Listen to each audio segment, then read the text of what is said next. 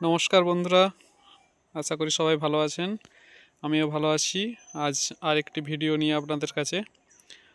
আমি বলেছিলাম যে ডিসেম্বরের 15 তারিখ থেকে মোটামুটি সমস্ত গাছ না হলেও যেরকম গাছের গ্রোথ সেই অনুযায়ী গাছেতে সব মুকুল আসতে শুরু করবে। দেখুন আমার একটি কিং অফ চাকাপাত গাছের মুকুল অলরেডি চলে আসছে।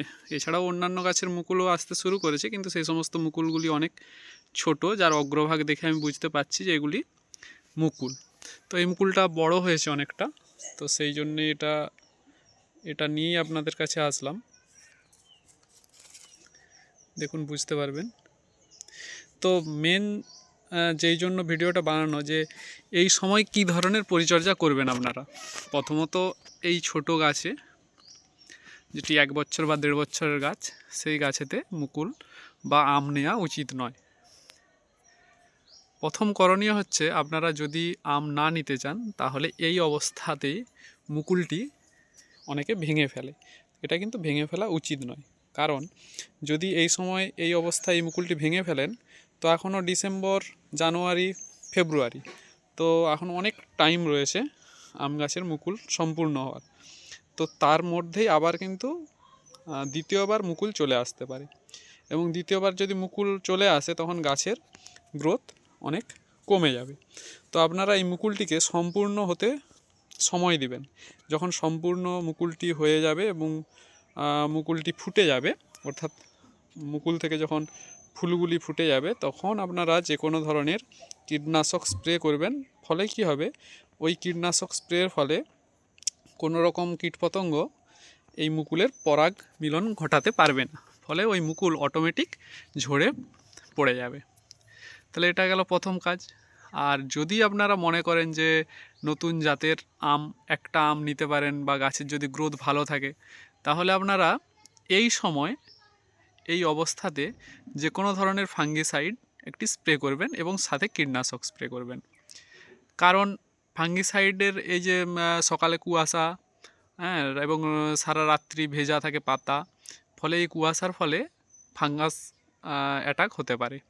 এবং এই সময় কীটপতঙ্গ, যেমন লেদা, বিশেষ করে লেদাতে কেটে দিলে কিন্তু এই মুকুল থেকে আর মুকুলটি সম্পূর্ণভাবে বাড়তে পারবে না, ফলে ফুলের পরিমাণও কম থাকবে, তাতে আম আসার সম্ভাবনাও কমে যাবে।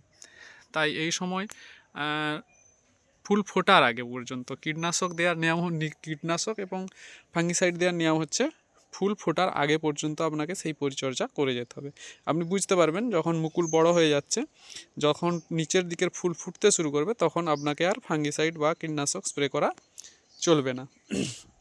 তো ফুল ফোটার আগে পর্যন্ত সপ্তাহে, ধরুন এই ফুলটা ফুটতে সময় লাগবে 3 সপ্তাহ বা 2 সপ্তাহ, তো 2 সপ্তাহের মধ্যে আপনি 7 দিন ছাড়া একবার ফাঙ্গিসাইড এবং কীটনাশক স্প্রে করবেন। এবং যখন ফুল ফুটে পরাগায়িত হওয়ার পর ছোট গুঁটি আসবে, অর্থাৎ মটর দানার মতো গুঁটি আসবে, তখন এতে খাদ্য, অর্থাৎ সেটা নিচেতে মাটিতেও দিতে পারেন, বা যে সমস্ত লিকুইড খাদ্য রয়েছে সেই সমস্ত খাদ্য আপনারা স্প্রে করবেন, এবং কীটনাশকও সেই সময় স্প্রে করবেন, এবং ফাঙ্গিসাইডও স্প্রে করবেন। ভালো থাকবেন। ছোট্ট ভিডিও। আর দেখুন, এই সময় বেশি পরিমাণে জল মোটেই দেওয়া চলবে না গাছে।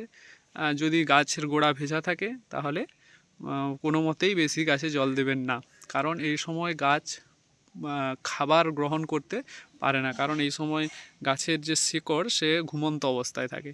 তো আপনি যদি বেশি পরিমাণে জল দেন, তাহলে সেই জল খাবার হিসাবে না নিয়ে সেই জলটা আপনার শিকড়কে পচিয়ে দেবে গাছের, এবং গাছটি মারা যাবে। তো অতিরিক্ত জল দেবে না। গাছের গোড়া যখন শুকনো হবে তখনই আপনারা জল দেবেন। আবার এমন নয় যে গাছের গোড়া শুকনো হয়ে গাছ ঝলসে যাবে, তো আপনারা বুঝতে পারবেন যে কি পরিমাণে জল দিলে আপনাদের গাছ সুস্থ আছে। গাছের পাতা দেখলে আপনারা বুঝতে পারবেন। ভালো থাকবেন। ধন্যবাদ।